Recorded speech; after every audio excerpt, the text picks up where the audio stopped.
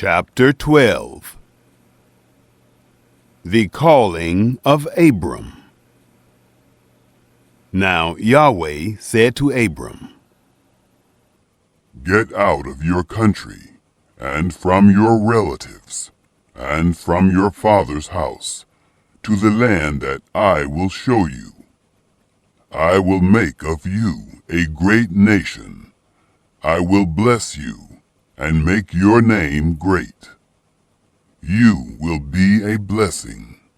I will bless those who bless you, and I will curse him who curses you. All of the families of the earth will be blessed in you." So Abram went, as Yahweh had spoken to him. Lot went with him. Abram was 75 years old when he departed out of Haran. Abram took Sarai his wife, Lot his brother's son, all their substance that they had gathered, and the souls whom they had gotten in Haran, and they went forth to go into the land of Canaan. Into the land of Canaan they came. Abram passed through the land to the place of Shechem, to the oak of Moreh. The Canaanite was then in the land. Yahweh appeared to Abram and said, "I will give this land to your seed." He built an altar there to Yahweh, who appeared to him. He left from there to the mountain on the east of Bethel, and pitched his tent, having Bethel on the west, and Ai on the east. There he built an altar to Yahweh, and called on the name of Yahweh. Abram traveled, going on still toward the south. Abram and Sarai in Egypt. There was a famine in the land. Abram went down into Egypt to live as a foreigner there, for the famine was severe in the land. It happened, when he had come near to enter Egypt, that he said to Sarai his wife, "See now, I know that you are a beautiful woman to look at. It will happen, when the Egyptians will see you, that they will say, 'This is his wife.' They will kill me, but they will save you alive. Please say that you are my sister, that it may be well with me for your sake, and that my soul may live because of you." It happened that, when Abram had come into Egypt, the Egyptians saw that the woman was very beautiful. The princes of Pharaoh saw her, and praised her to Pharaoh, and the woman was taken into Pharaoh's house. He dealt well with Abram for her sake. He had sheep, cattle, male donkeys, male servants, female donkeys, and camels. Yahweh plagued Pharaoh and his house with great plagues because of Sarai, Abram's wife. Pharaoh called Abram and said, "What is this that you have done to me? Why didn't you tell me that she was your wife? Why did you say, 'She is my sister,' so that I took her to be my wife? Now, therefore, see your wife, take her, and go your way." Pharaoh commanded men concerning him, and they brought him on the way with his wife and all that he had. Chapter 13.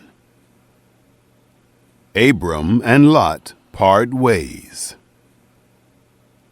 Abram went up out of Egypt, he, his wife, all that he had, and Lot with him, into the south. Abram was very rich in livestock, in silver, and in gold. He went on his journeys from the south, even to Bethel, to the place where his tent had been at the beginning, between Bethel and Ai, to the place of the altar, which he had made there at the first. There Abram called on the name of Yahweh. Lot also, who went with Abram, had flocks, and herds, and tents. The land was not able to bear them, that they might live together, for their substance was great. so that they could not live together. There was a strife between the herdsmen of Abram's livestock and the herdsmen of Lot's livestock. And the Canaanite and the Perizzite lived in the land at that time. Abram said to Lot, "Please, let there be no strife between me and you, and between my herdsmen and your herdsmen, for we are relatives. Isn't the whole land before you? Please separate yourself from me. If you go to the left hand, then I will go to the right. Or if you go to the right hand, then I will go to the left." Lot pitches toward Sodom. Lot lifted up his eyes and saw all the plain of the Jordan, that it was well watered everywhere, before Yahweh destroyed Sodom and Gomorrah, like the garden of Yahweh, like the land of Egypt, as you go to Zoar. So Lot chose the plain of the Jordan for himself. Lot traveled east, and they separated themselves the one from the other. Abram lived in the land of Canaan, and Lot lived in the cities of the plain, and moved his tent as far as Sodom. Now the men of Sodom were exceedingly wicked and sinners against Yahweh. God renews the promise to Abram. Yahweh said to Abram, after Lot was separated from him, "Now, lift up your eyes, and look from the place where you are, northward, and southward, and eastward, and westward. For all the land which you see, I will give to you, and to your offspring forever. I will make your offspring as the dust of the earth, so that if a man can number the dust of the earth, then your seed may also be numbered. Arise, walk through the land in its length and in its breadth, for I will give it to you." Abram moved his tent and came and lived by the oaks of Mamre, which are in Hebron, and built an altar there to Yahweh. Chapter 14. The War of the Kings. It happened in the days of Amraphel, king of Shinar, Arioch, king of Elasar, Chedorlaomer, king of Elam, and Tidal, king of Goyim, that they made war with Bera, king of Sodom, and with Bersha, king of Gomorrah, Shinab, king of Admah, and Shemeber, king of Zeboim, and the king of Bela, the same is Zoar. All these joined together in the valley of Siddim, the same is the Salt Sea. 12 years they served Chedorlaomer, and in the 13th year they rebelled. In the 14th year Chedorlaomer came, and the kings who were with him, and struck the Rephaim in Ashtaroth Karnaim, and the Zuzim in Ham, and the Emim in Sheva Kiriathaim, and the Horites in their Mount Seir, to El Paran, which is by the wilderness. They returned and came to En Mishpat, the same is Kadesh, and struck all the country of the Amalekites, and also the Amorites, that lived in Hazazon Tamar. The king of Sodom, and the king of Gomorrah, and the king of Admah, and the king of Zeboim, and the king of Bela, the same is Zoar, went out, and they set the battle in array against them in the valley of Siddim, against Chedorlaomer, king of Elam, and Tidal, king of Goyim, and Amraphel, king of Shinar, and Arioch, king of Elasar, 4 kings against the 5. Lot seized by the 4 kings. Now the valley of Siddim was full of tar pits, and the kings of Sodom and Gomorrah fled, and they fell there, and those who remained fled to the hills. They took all the goods of Sodom and Gomorrah, and all their food, and went their way. They took Lot, Abram's brother's son, who lived in Sodom, and his goods, and departed. Abram rescues Lot. One who had escaped came and told Abram, the Hebrew. Now he lived by the oaks of Mamre, the Amorite, brother of Eshcol, and brother of Aner, and these were allies of Abram. When Abram heard that his relative was taken captive, he led forth his trained men, born in his house, 318, and pursued as far as Dan. He divided himself against them by night, he and his servants, and struck them, and pursued them to Hobah, which is on the left hand of Damascus. He brought back all the goods, and also brought back his relative, Lot, and his goods, and the women also, and the people. Melchizedek blesses Abram. The king of Sodom went out to meet him, after his return from the slaughter of Chedorlaomer, and the kings who were with him, at the valley of Shaveh, that is, the king's valley. Melchizedek, king of Salem, brought out bread and wine, and he was priest of God Most High. He blessed him, and said, Blessed be Abram of God Most High, possessor of heaven and earth. And blessed be God Most High, who has delivered your enemies into your hand. Abram gave him a tenth of all. The king of Sodom said to Abram, Give me the people, and take the goods to yourself.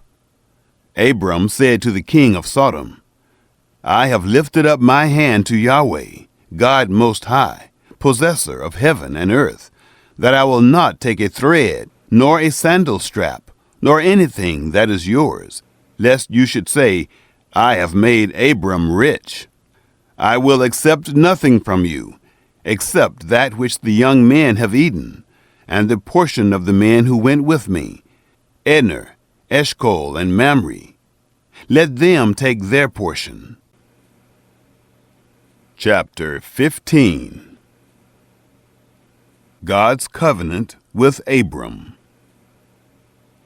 After these things, the word of Yahweh came to Abram in a vision, saying, Don't be afraid, Abram. I am your shield, your exceedingly great reward. Abram said, Lord Yahweh, what will you give me, since I go childless, and he who will inherit my estate is Eliezer of Damascus? Abram said, Behold, to me you have given no seed, and behold, one born in my house is my heir. Behold, the word of Yahweh came to him, saying, This man will not be your heir, but he who will come forth out of your own body will be your heir. Yahweh brought him outside and said, Look now toward the sky, and count the stars, if you are able to count them. He said to Abram, So shall your seed be. He believed in Yahweh, and he reckoned it to him for righteousness.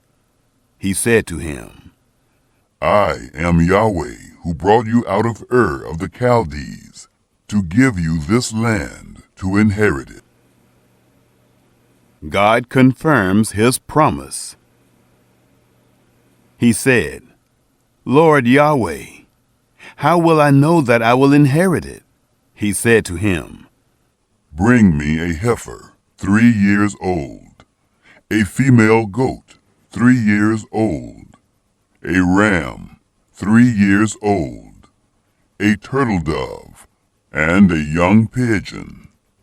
He brought him all of these, and divided them in the middle, and laid each half opposite the other. But he didn't divide the birds.